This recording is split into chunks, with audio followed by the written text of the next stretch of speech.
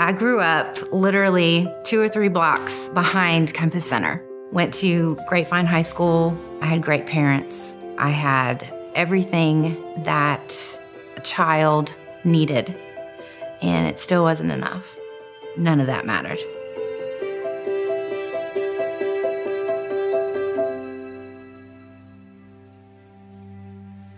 I really felt like, God didn't listen to me. He didn't hear me. I was somebody that he just, pushed to the side. Anything and everything that my parents or authority said to do, I was completely the opposite. Literally, a switch was flipped and I just started rebelling.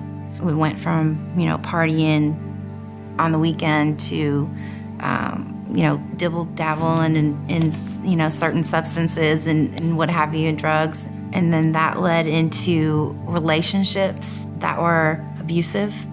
And my family really didn't know what was going on with me. I did a lot of things that I am not proud of. It went from there to just not caring about life. And then it was just lifestyle. I got caught up in this really fast life. I thought my life was manageable because we had a roof over our head and, clothes and food. It was not a healthy environment at all for anyone. I think that it was like this domino effect, really, that I didn't even realize that was happening until it was too late.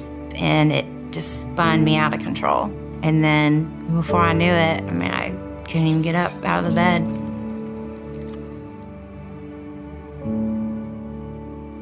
It was just a really bad time.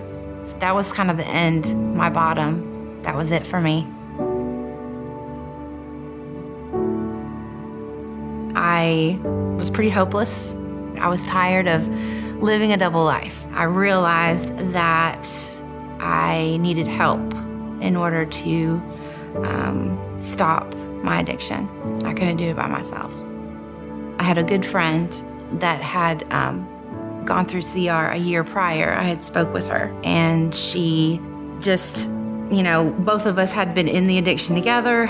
And so when she told me about Celebrate Recovery and how it had helped her, I could see the change in her, and I'd wanted it, but I didn't know. At the time, I was completely hopeless. Drove past the church and saw the signs for this Celebrate Recovery that my friend had told me all about. So I decided I'd, try it.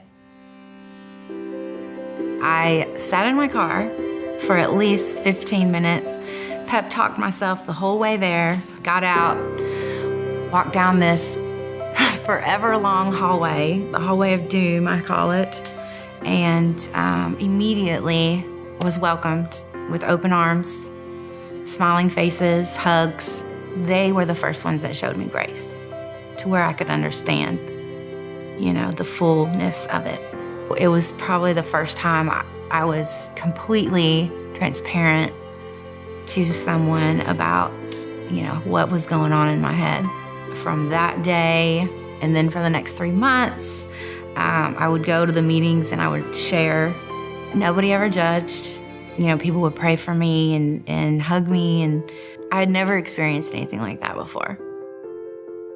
I look back at my life, even in the mix of all of it, and he was there. I should be dead. There's things that I've done that I literally should be dead. I know that no matter what I do now, he's gonna work it out for his good. No matter how you feel today, there are tons of people that care about you. I care. God cares.